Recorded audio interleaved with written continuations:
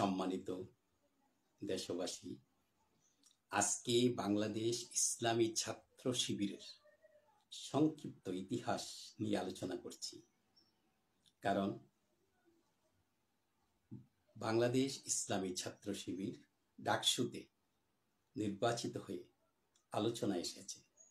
তাদের এই সফলতা যাত্রা কবে থেকে শুরু হয়েছিল তা জানার কৌতূহল সবার মধ্যে রয়েছে। পাকিস্তান জামাতের ছাত্র শাখার কাজ শুরু করে 1947 খ্রিস্টাব্দের প্রথম দিকে। অবশ্য ইসলামী জমিয়তে তালাবা নামে স্বতন্ত্র ছাত্র সংগঠনের আনুষ্ঠানিক যাত্রা শুরু করে তখন। পূর্ব পাকিস্তান ইসলামী ছাত্র সংঘ বলতে সম্ভবত ইসলামী জমিয়াত ই তালাবা IJT বা বাংলাদেশ ইসলামী ছাত্র শিবির এর পূর্বসূরি সংগঠনকে বোঝানো হয়েছে। কারণ IJT ছিল পূর্ব পাকিস্তানের একটি প্রভাবশালী ইসলামী ছাত্র সংগঠন। এই সংগঠনেরই দেশ স্বাধীন হওয়ার পর ছাত্র শিবির হিসেবে আত্মপ্রকাশ করে। 1977 খ্রিস্টাব্দের বিকেলে ঢাকা বিশ্ববিদ্যালয়ের মাত্র 6 জন ছাত্র ঢাকা বিশ্ববিদ্যালয় কেন্দ্রীয় মসজিদে বসে যেই ছাত্র সংগঠনটির কাজ শুরু করে তাই হচ্ছে ছাত্র শিবির।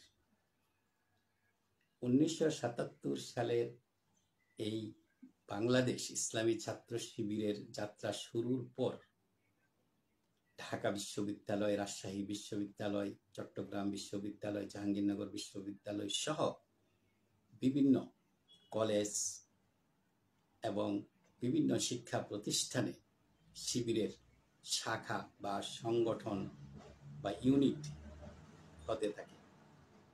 মুহূর্তের মধ্যে এই সংগঠনটি ছাত্র সমাজে ব্যাপক আলোড়ন সৃষ্টি করে। এই ছাত্র সংগঠনটি যখন উত্থান হয় 80-র দশকে, তখন এই ছাত্র সংগঠনের বিরুদ্ধেও অপপ্রচার, তাদের কর্মকাণ্ডে বাধা দেওয়া থেকে শুরু করে অনেক প্রতিবন্ধকতা সৃষ্টি করা হয়। সকল প্রতিবন্ধকতা উপেক্ষা করে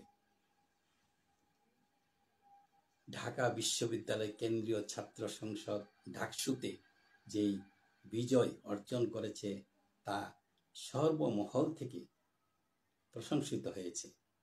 যদিও এই নির্বাচনে বাংলাদেশ জাতীয়তাবাদী ছাত্র দলের পক্ষ থেকে ভোট কারচুপি বা অনিয়মের অভিযোগ আনা হয়েছে, তবু তো তারা বিজয় ছিনিয়ে নিয়েছে।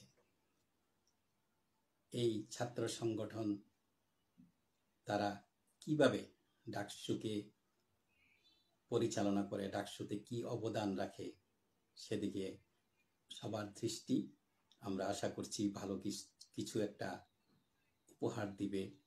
এই বলে আজকের মতো এখানেই শেষ করছি। আল্লাহ হাফেজ।